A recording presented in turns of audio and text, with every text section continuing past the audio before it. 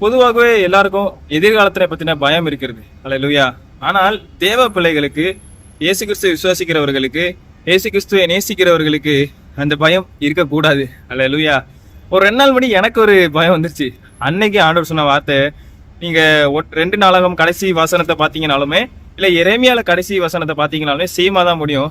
அதாவது அந்த ராஜா அவன் சிறையிருப்புல இருந்திருக்கான். ஆனால் அதுக்கப்புறம் அவனை விடுதலையாக்கி அவனை எந்த இடத்துல உட்கார வச்சாங்கன்னா, ராஜா சாப்பிடக்கூடிய இடத்துல இவனை அந்த டேபிள்லேயே டெய்லி உட்காரச்சு சாப்பிட வச்சுட்டு அவனை அனுதின திட்டத்தின்படி அவனுக்கு கொடுக்கப்பட்டு வந்ததாம். அவனுடைய உயிருள்ள நாள் எல்லாம் அனுதின திட்டத்தின்படி அவனுக்கான சாப்பாடு கொடுக்கப்பட்டதாம். அல்லேலூயா.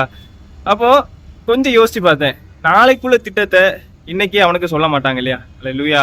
நாளைக்குள்ள திட்டத்தை பத்தி அவன் யோசிக்கவும் தேவையில்ல, கவலைப்படணும்னு தேவையில்லை. ராஜாவுக்கு அனுதின திட்டத்தின்படி அனுதினமும் அவனுக்கு கொடுக்கப்பட்டு வந்தது. அல்லேலூயா.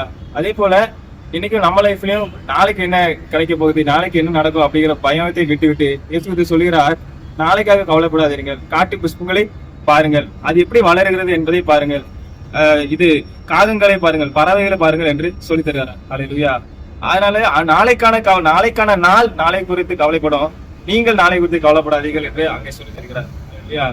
அதனால அந்த ராஜா அவனுக்கு அவருடைய உயிர்ல நாளெல்லாம் கடைசி வரை அவனுக்கான அனுதின திட்டத்தின்படி கொடுக்கப்பட்டு வந்தது. அதே போல உங்க லைஃப்லயும் அனுதினமும் கொடுக்கப்பட்டு வரும். இல்லையா? அதனால நாளை குறித்து கவலைப்பட தேவையில்லை, அவரில் சந்தோஷமா இருந்தது நமக்கான நோக்கம். கர்த்தர் தாமே ஆசீர்வதிப்பார்.